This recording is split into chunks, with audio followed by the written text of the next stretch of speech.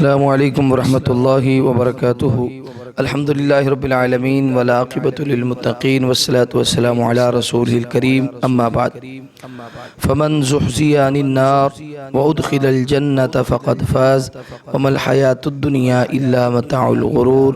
جسے جہنم سے بچا لیا گیا اور اللہ کی جنت میں داخل کر دیا گیا وہ کامیاب ہو گیا۔ دنیا کی زندگی سوائے دھوکے کے اور کچھ نہیں۔ عید قریب ہے اور عید والے دن کیا کیا کام ہم نے کرنے ہیں۔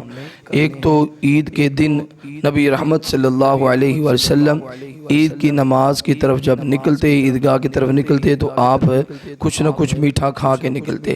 یعنی عید والے دن جب عید کی نماز کے لیے نکلنا ہے تو بعض لوگ کہتے ہیں کہ وہ روزہ ہونا چاہیے اور عید کے بعد وہ کھانا چاہیے، یہ کسی حدیث سے ثابت نہیں ہے۔ کچھ نہ کچھ کھا کے نکلنا چاہیے، جس طرح آپ صلی اللہ علیہ وسلم کھجوریں تناول فرما کے نکلا کرتے تھے عیدگاہ کی طرف۔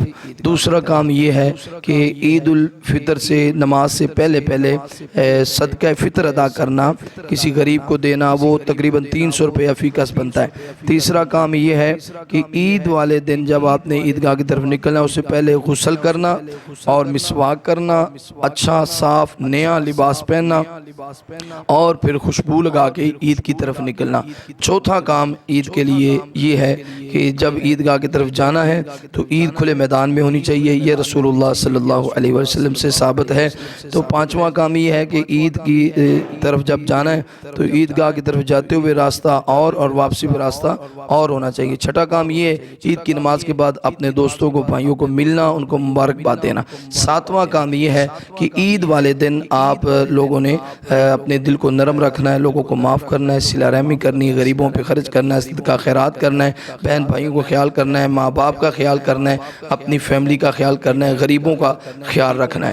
اور آٹھواں کام یہ ہے کہ عید والے دن آپ نے یہ جو بعض لوگ کھیلتے ہیں تو ان کو روکنا نہیں، منع نہیں کرنا۔ جس طرح رسول اللہ صلی اللہ علیہ وسلم آپ کے گھر کچھ چھوٹی چھوٹی بچیاں دف پہ کچھ نہ کچھ اشعار بول رہی تھیں تو حضرت ابوبکر صدیق رضی اللہ تعالیٰ عنہ آئے اور انہوں نے منع کیا تو آپ نے فرمایا کہ اے ابوبکر صدیق رضی اللہ تعالیٰ عنہ ان کو بولنے دیں کیونکہ آج ان کا عید کا دن ہے۔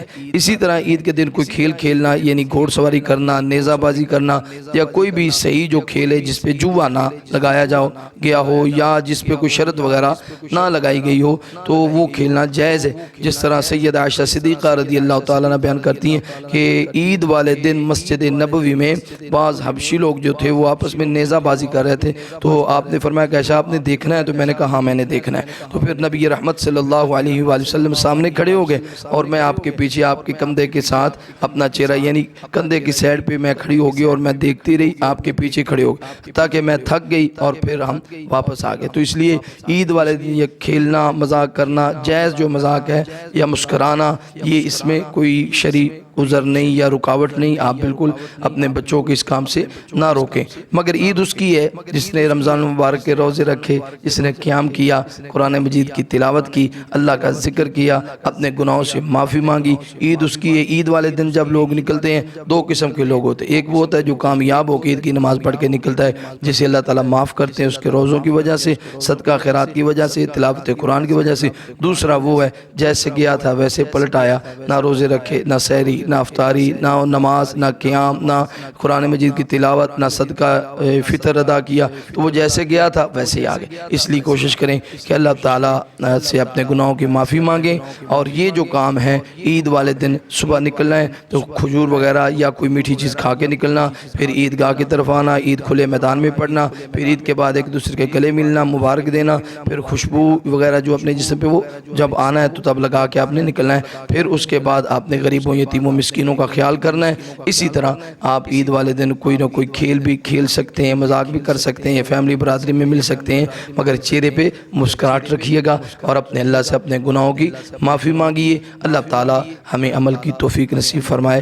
السلام علیکم ورحمۃ اللہ۔